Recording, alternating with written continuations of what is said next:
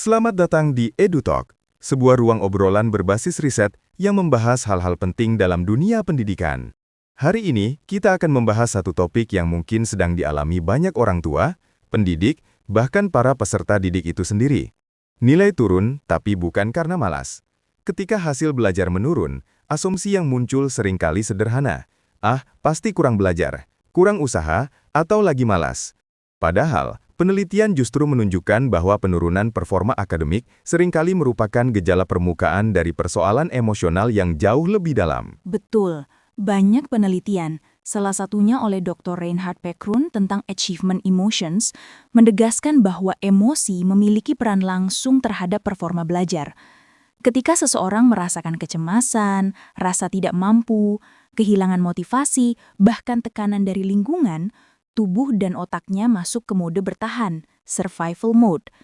Dan ketika itu terjadi, kemampuan kognitif menurun drastis. Bukan karena malas, tapi karena otak sedang mengalihkan energinya untuk melindungi diri. Ini sebabnya kita perlu melihat lebih jauh. Apa emosi yang bekerja di balik menurunnya nilai? Mari mulai dari fakta dasar dulu. Dalam psikologi pendidikan, ditemukan bahwa emosi negatif seperti takut gagal, merasa diawasi, atau merasa tidak berharga dapat menurunkan aktivitas di bagian otak prefrontal cortex, area yang mengatur fokus, memori kerja, dan pemecahan masalah. Sementara itu, amigdala, pusat deteksi ancaman, menjadi lebih aktif. Inilah yang ditemukan oleh Bailok and Ramirez 2011 ketika meneliti kecemasan matematika. Orang yang sebenarnya mampu bisa tiba-tiba kehilangan kemampuan yang biasanya mereka kuasai hanya karena tekanan emosional. Jadi kalau ada murid muda yang nilainya anjlok, kita seharusnya bertanya, apa yang sedang ia rasakan? Dan kita tidak perlu membayangkan emosi yang besar. Kadang penyebabnya hal yang sangat sepele, tapi konsisten. Misalnya rasa takut mengecewakan keluarga, atau membandingkan diri dengan teman-temannya, atau komentar kecil seperti, kok nilainya segitu? Yang mungkin terdengar ringan bagi orang dewasa, tapi sangat membekas bagi generasi belajar. Menariknya, penelitian dari Imordino Yang and Damasio tahun 2016 menunjukkan bahwa proses belajar itu secara biologis tidak dapat dipisahkan dari proses emosional. Artinya, setiap kegiatan belajar, mengerjakan tugas, mengikuti ujian, mendengarkan guru, semuanya selalu dipengaruhi oleh perasaan di dalam diri. Jadi kalau ada yang nilainya turun, ini bukan sekadar masalah usaha atau disiplin. Kita sering mengira seperti itu karena yang terlihat memang nilai yang jatuh atau tugas yang mulai tidak lengkap. Tapi itu hanya gejala luar. Akar emosinya bisa sangat beragam. Mari kita bahas beberapa akar emosi yang paling sering terjadi berdasarkan temuan riset terbaru. Pertama, kecemasan akademik. Ini bukan sekadar gugup. Ini adalah ketakutan irasional bahwa performa tidak akan cukup baik. Dan ironisnya, semakin takut gagal, semakin besar kemungkinan performanya benar-benar turun, sebuah lingkaran setan. Kedua, perasaan tidak kompeten. Dalam teori self-efficacy dari Albert Bandura, seseorang yang percaya dirinya kompeten akan cenderung bertahan menghadapi tantangan. Tapi kalau sejak awal mereka merasa, aku memang tidak pintar, aku tidak bisa, atau aku selalu salah, maka motivasi mereka menurun secara drastis. Dan ingat, keyakinan ini bukan muncul dari ruang kosong.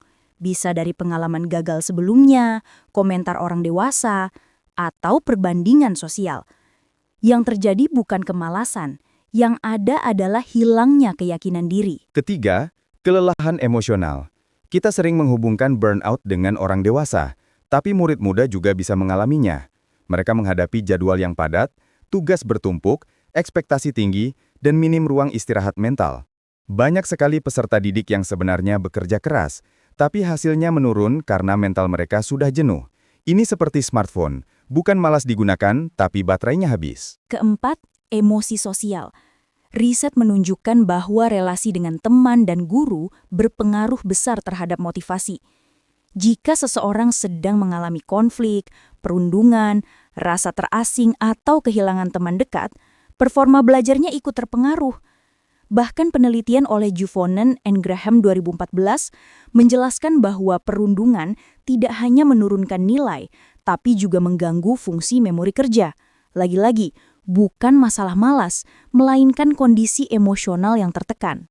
Kelima, dan sering paling disembunyikan, beban ekspektasi. Banyak generasi muda diam-diam merasa harus menjadi yang terbaik, harus memenuhi standar keluarga, atau harus selalu perfect. Padahal, tekanan seperti ini membuat mereka belajar bukan dari rasa ingin tahu, tapi dari rasa takut. Dan ketika sumber belajarnya adalah ketakutan, hasilnya jarang stabil. Nilai bisa tiba-tiba turun bukan karena malas, tapi karena tubuhnya tak kuat menanggung tekanan. Kita juga perlu membahas fenomena yang disebut emotional masking, atau perilaku menyembunyikan emosi. Banyak peserta didik tidak bercerita ketika mereka stres. Ada yang takut dianggap lemah, ada yang khawatir dimarahi, ada yang tidak ingin membebani orang tua. Emosi yang dipendam ini lama-lama menjadi tekanan internal. Dalam kondisi seperti ini, belajar menjadi kegiatan yang sangat berat. Dan ketika nilai turun, orang sekitar bingung dan berpikir, kenapa jadi malas? Padahal ia sedang menyembunyikan sesuatu yang jauh lebih kompleks. Nah, lalu pertanyaannya, bagaimana kita sebagai orang dewasa atau pendidik bisa membantu? Pertama, kita harus mengubah sudut pandang. Penurunan performa bukan sinyal untuk memarahi, melainkan sinyal untuk mengecek kesehatan emosi. Tanyakan dengan lembut, apa yang sedang kamu rasakan? Atau, bagian mana yang paling membuatmu tertekan akhir-akhir ini? Pertanyaan seperti ini membuka jalan agar mereka mau bercerita. Kedua, bantu mereka mengidentifikasi emosinya. Banyak peserta didik tidak tahu apa yang mereka rasakan. Apakah itu takut, cemas, sedih, atau tertekan. Mengajarkan literasi emosi adalah langkah sederhana, tapi sangat kuat. Ketika seseorang bisa menamai emosinya, intensitasnya menurun. Ini ditegaskan oleh riset dalam bidang affect labeling, yang menunjukkan bahwa menamai emosi dapat menenangkan aktivitas amigdala. Ketiga, berikan ruang istirahat yang sehat. Kalau baterainya habis, tidak bisa dipaksa bekerja. Istirahat bukan kemalasan. Istirahat adalah kebutuhan biologis. Berikan waktu jeda, kegiatan yang membuat mereka kembali rileks, atau rutinitas ringan untuk membantu mereka menata ulang energi mentalnya. Keempat, ciptakan lingkungan belajar yang aman dari ancaman psikologis. Tidak ada ejekan, tidak ada perbandingan, tidak ada tekanan berlebihan. Lingkungan belajar yang secara emosional aman berdasarkan riset meningkatkan kreativitas, keteguhan, dan hasil akademik. Ketika seseorang tahu bahwa ia tidak akan dihukum karena salah, ia jauh lebih berani mencoba. Kelima, bantu mereka membangun makna. Banyak nilai turun bukan karena tidak bisa, tapi karena mereka kehilangan alasan untuk belajar. Ketika seseorang menemukan makna, entah itu ingin membantu keluarga, ingin menguasai bidang tertentu, atau ingin mencapai mimpi jangka panjang, motivasi intrinsik meningkat. Dan motivasi intrinsik inilah yang paling stabil untuk jangka panjang. Dan yang terakhir, yang tidak kalah penting, hubungan yang kuat antara pendidik dan peserta didik. Hubungan yang hangat dan suportif terbukti meningkatkan keberanian mengambil resiko, meningkatkan percaya diri, dan mengurangi kecemasan. Hubungan seperti ini adalah fondasi psikologi pendidikan. Karena performa akademik bukan hanya soal kemampuan, tapi juga soal rasa aman. Jadi, kalau kita melihat nilai turun, mari kita berhenti sebentar. Mari kita lihat dengan sudut pandang baru.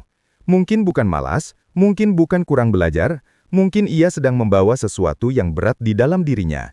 Dan tugas kita bukan menghakimi, tapi menemani. Karena pendidikan sejati selalu berangkat dari relasi manusia yang saling menguatkan. Terima kasih sudah mendengarkan episode EduTalk hari ini. Semoga pembahasan ini membantu kita melihat performa akademik dengan kacamata yang lebih manusiawi, lebih empatik, dan lebih ilmiah. Sampai bertemu di episode berikutnya. Selamat datang di EduTalk,